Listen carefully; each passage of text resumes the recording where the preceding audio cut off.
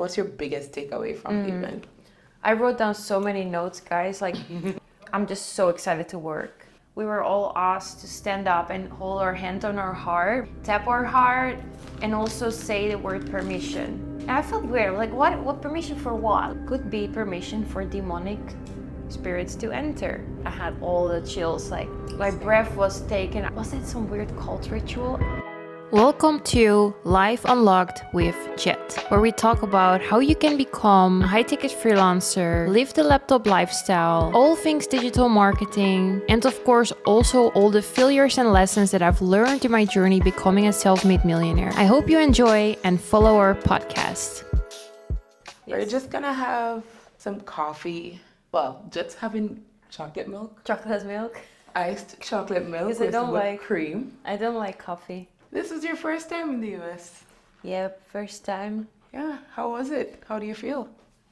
Yeah, it was cool. I mean, I've always said before, like, oh, if I go US, I want to make sure that I can rent a RV and drive around and stay long because it's so far, you know? From Netherlands it's far, from Bali it's even further.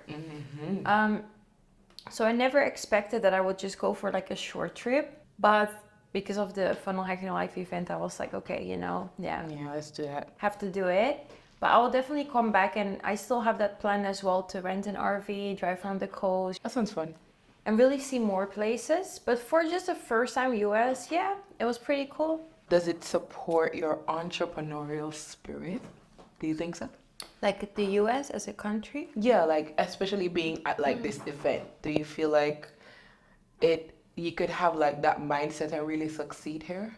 For the event was really cool, right? Funnel Hacking Life was awesome. I learned so much and I really got connected and networked with so many people. So I feel like that was definitely really cool and it makes me very excited. The US in general, I don't know if it's necessarily a place for entrepreneurs. What do you say there? I feel like people say American dream, right? But American dream used to be that you get a house, right? White picket fence, like you go to school, university, get married, blah, blah, blah.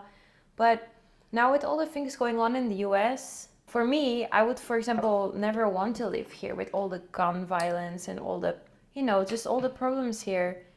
We also have problems in Europe, but definitely different, different problems. Bali also has problems, but different problems. So I would never envision myself living here. So I would say, I don't know, I guess the American dream is to leave America.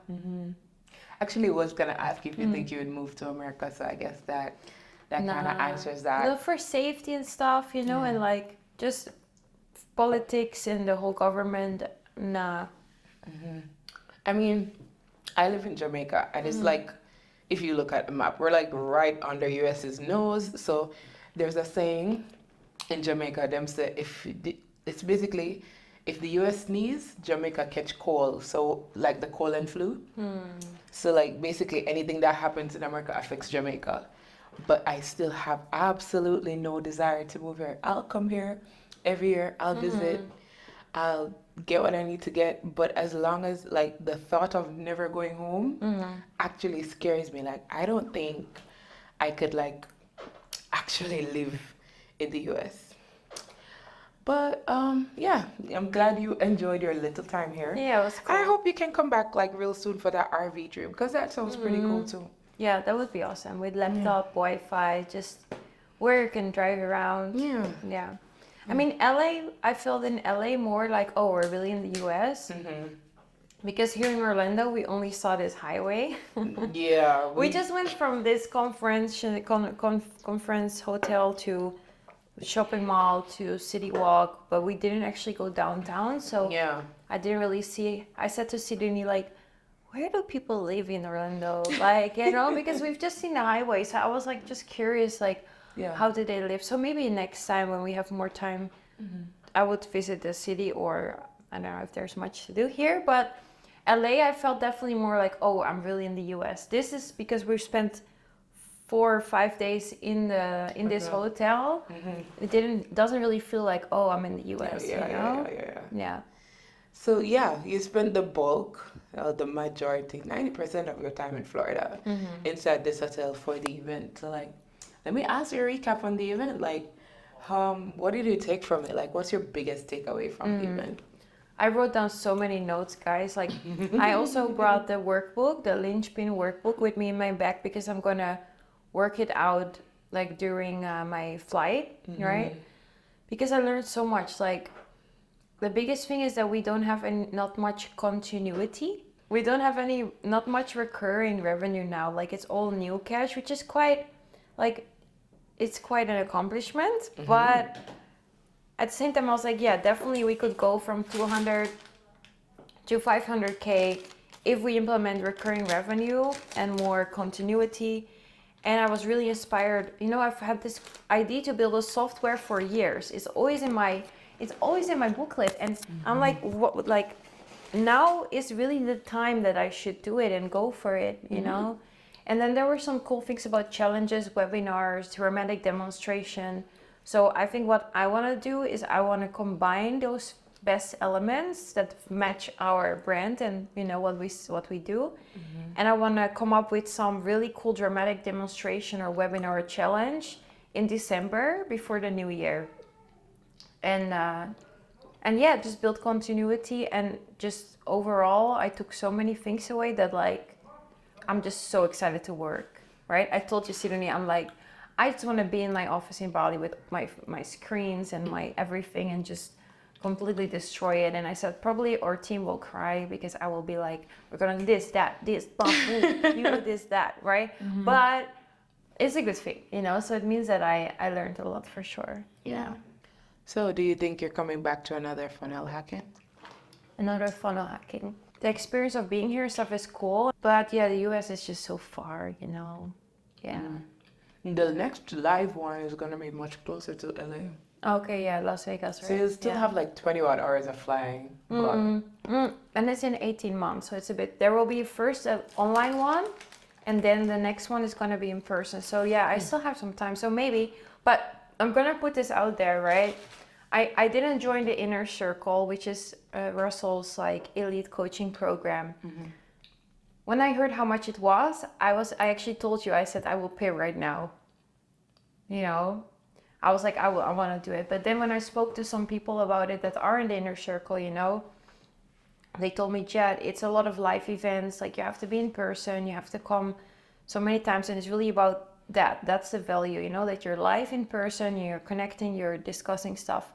And yeah, I can afford to come money-wise, but time-wise, I cannot afford to have to fly like 30 hours or whatever, and then be jet lagged, be here, 30 hours back. And it's also not that my business can't afford, because I haven't worked at all like these 2 weeks, basically. And we hit all our KPIs, you know, we actually hit a record again for cash collected because we got to like 220K.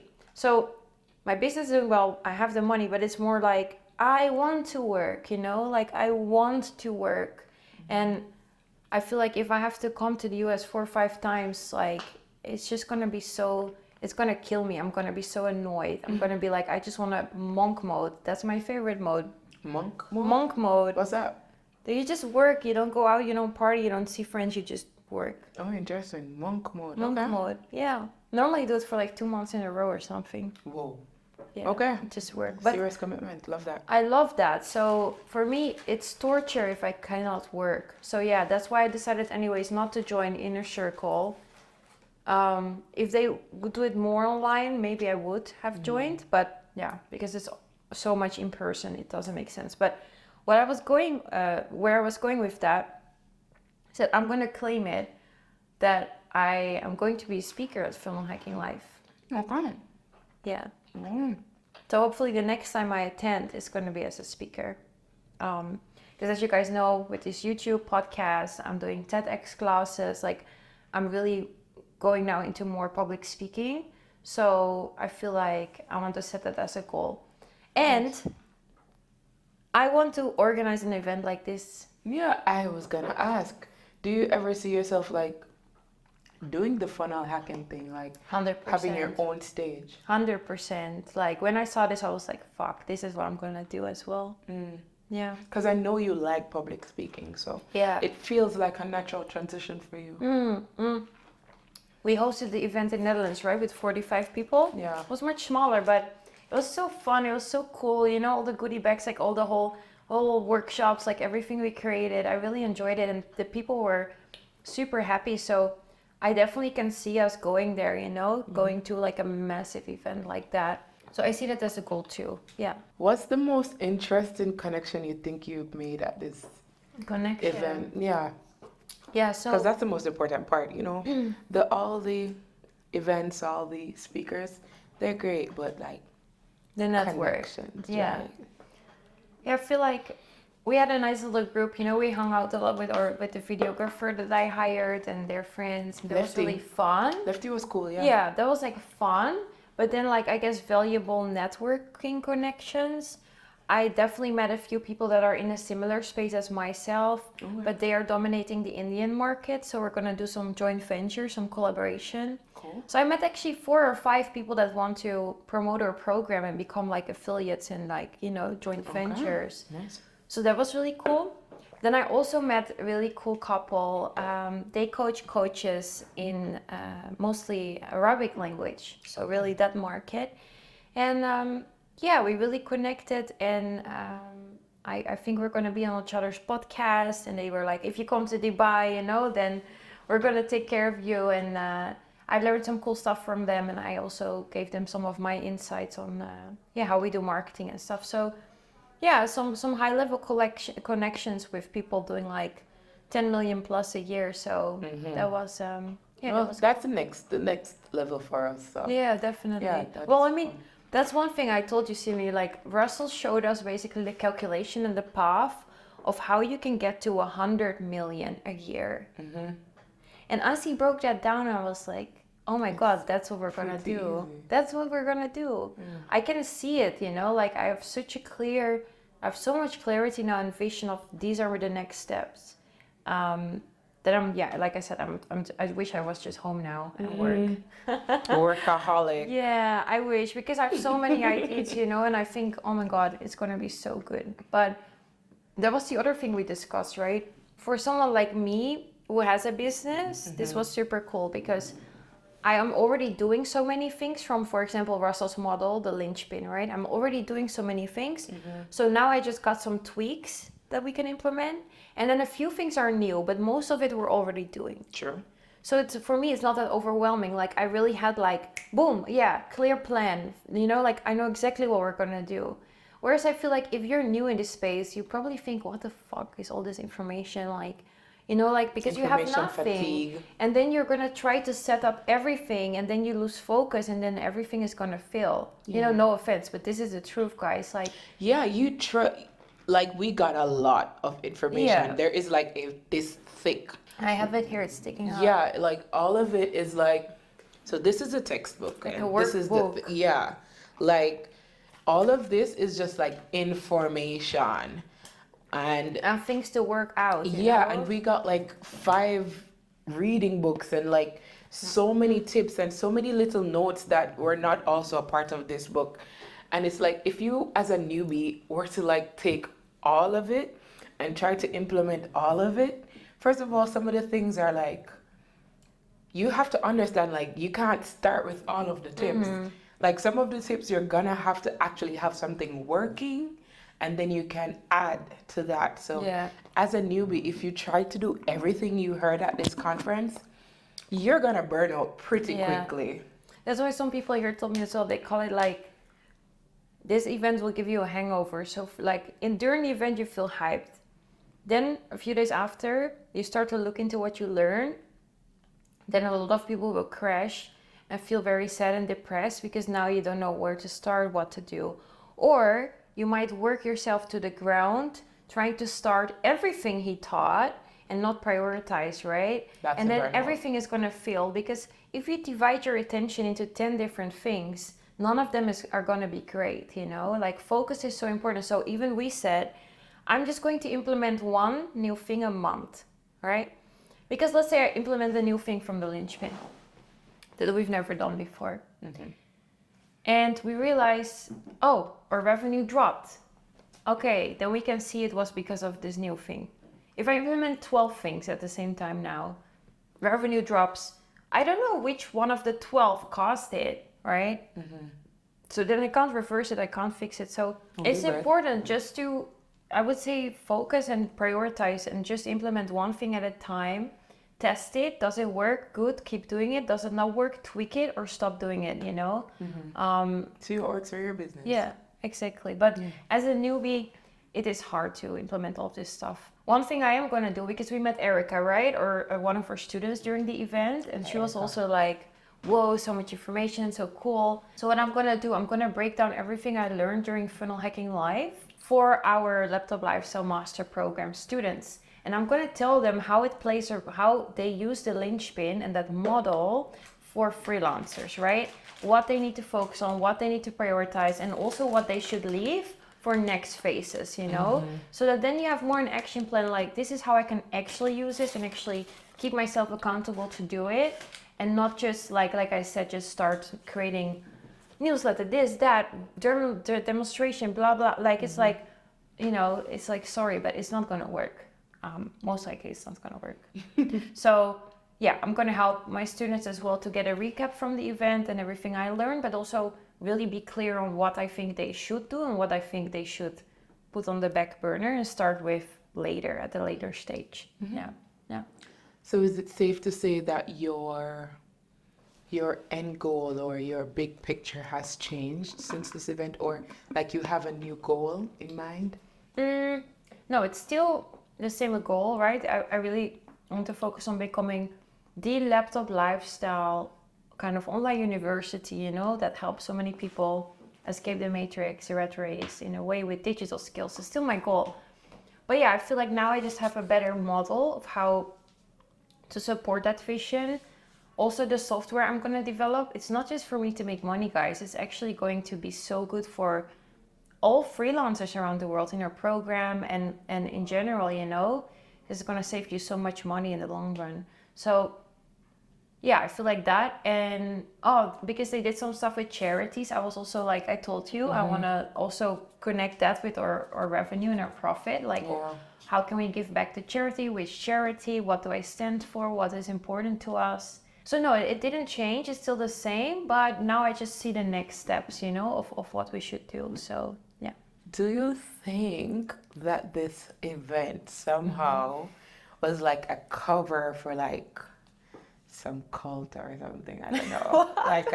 like some form of demonic cult or something. I don't know. Oh, you mean the last talk? I think we're still gonna make a separate video on that, or maybe Jet will just do a video on that. If our legal team clears it. Yeah, if we're allowed to really dive into it too heavy. That. But yeah, what do you think? Yeah, I mean, in short, like the first 2 days were great. They were super informative. Boom. Third day was also great. I felt like just maybe a little bit less informative, like it was more motivational. But on the third day, they started to sell us on things. Exactly. Yeah, they started to pitch, which is fine. It's a part of the linchpin model, actually. You have to, but hype them up the first 2 days, point out where they need the help, and then on the third day, make yourself the help. Like, hi, you hear all of this.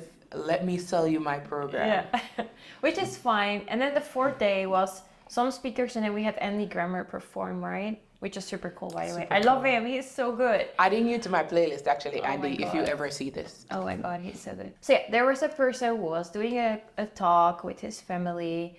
And we felt, me and the people that I was connected with, they all felt really bad after that. And we also stopped halfway because the talk was very much pressuring people into their religion.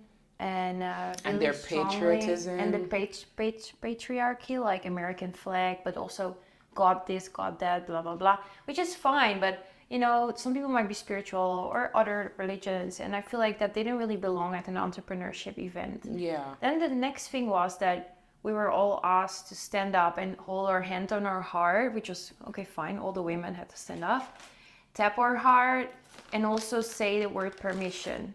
Like she said something, permission. And I felt weird, like what permission for what? Like what are we talking about? You know, at these events, for example, what happens, and it makes sense, it's like, the best time to start is now. Repeat, now. And then people say, now. Okay, makes sense. Now, cool. But this was like, put your hand on your heart and just say permission and tap your heart. And it had no context. It had no it wasn't connected to anything she was saying, because even before that, like when she was really talking, it was like she was telling us that they were having like relationship issues and they started therapy, and saying to us as women that, you know, we have a responsibility to our family and to our husbands, and fine, okay. But of course, this is a room full of entrepreneurs, you know, so like the women in the room aren't necessarily women that are stay-at-home wives. Yeah, I don't know. Like, yeah, I So- was also completely disconnected. Yeah, like I get what she's saying. As women, we do have a responsibility. If you're a mother and a wife, yeah, but you can also be an entrepreneur, and that didn't come out in any part. It was just like, oh, you need to be a good mom, you need to be a good wife. And then I think she realized she was losing the crowd, so she's just like, all the women in the room stand up. And then she just started asking us to give permission. Like, For what? Like, permission. it was And so random. Here's the thing, right? That I didn't expect anything, and we all thought it was weird. But then all of a sudden, a very small, kind of, if I can say that, Asian-looking guy, like he looked like a nice guy, you know. Yeah, I don't remember. He walked through the room. It was quiet, so he walked through the room and he just started shouting, "Remember, you are all daughters from God. Don't let the spirits in." And he said it very loud, right? In a room of 5,000 people. First, everyone was confused. Is this part of their speech? Did they hire this guy? Like, what's going on? So then we stopped with this weird ritual, right? The tapping and the permission stuff. It stopped. And then the man that was speaking from that family kind of really got all up in his face, you know, and was really mean to that guy. And kind of made that guy the villain. As in, like, yeah, how dare you stand up in a room full of women? You know, this is why men need to be protected. But what did the guy say? The guy said, remember, to all the women standing, right? You are all daughters from God. Don't let the spirits in. Was that the mean thing? Did he say, I'm going to kill you all? Or like whatever? No, he didn't. He literally said something protective. And also when I saw him walk, I felt like a protective feeling, you know? Like he was just helping. He stopped this weird cult ritual process, right? And Allegedly. after that, we left this talk because we were like, this was so weird. And the whole talk with the family, it went even crazier. Weird Yeah, stuff. it got even weirder after that, because we were still kind of sitting there like, what just happened? Yeah. Is this a part of it? Like, and we were so confused. And then the son of the family came out, and it just got really.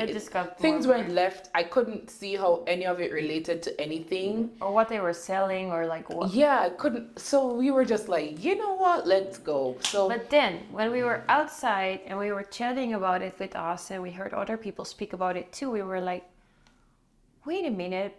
So this guy just stood up in front of a room of 5,000 people, had the guts to do that, and had the guts to stop what we were doing. And what he said, right? Remember, you are daughters from God. Don't let the spirits in. Why did he say that? And then I thought about it, right? And what we were doing, we had to close our eyes, stand here, tap our heart, and say permission. Permission for what? So that could be permission for evil spirits to enter. Could be permission for demonic spirits to enter. And I believe in this stuff, you know. I believe in spirits and things like this. Is another story. And as soon as I said it to the girls, we were sitting, I was thinking, and I just got it in my head, permission. And literally, like, I felt like I had all the chills. Like, I was like, my breath was taken. I said to the girls, we were told to say permission. And then I was like, fuck, was that some weird cult ritual? And did that guy actually try to save us and stop this ritual, right? Because where did it go? They were tracing back other stuff, like that whole family was wearing white, which is normally also what happens during rituals and things like that, you know? And, I don't know, this sounds very funny, but it's true. The song that was played when the woman that did this weird permission tapping stuff was, oh, she's a devil, right? And then she laughs at, haha, I'm not a devil or a demon. I just like this song. And I'm like, whoa, that's very odd. Yeah. So after that, I said to myself, okay, I do not give permission, by the way. Please don't enter my body. But we felt weird about it. I wish we could have spoken to the guy. Then I also texted my Bali mom, which is like, you know, Irene. She's an amazing Dutch artist, very down to earth, but she also has a lot of spiritual connections. And I sent her what happened, and she said right away, you know, like this family and this guy, he presented himself kind of as God, you know, like superior to others. And the way that he spoke to that guy that stood up and said something was very diminishing. And if you are coming from a way of light and positivity, then you don't portray yourself like that, and you don't communicate like that, you know? Was it something demonic or weird? I don't know. Russell was also wearing white, you know? So it did give a little bit culty vibes, like, you know? Besides this whole occurrence of this demon stuff and whatever happened, just don't push people's religion on others, you know? Like, when I tell my slogan, which is actually about why I think people should work online, this is what I say. I say, it doesn't matter whether the universe, one God, or multiple gods created us. We were not meant to live robot lives. You see, I'm so inclusive. If you believe in universe, cool. If you believe in one God, cool. If you believe in 10 gods, also great. Doesn't matter who created us, but we should live our best lives, you know?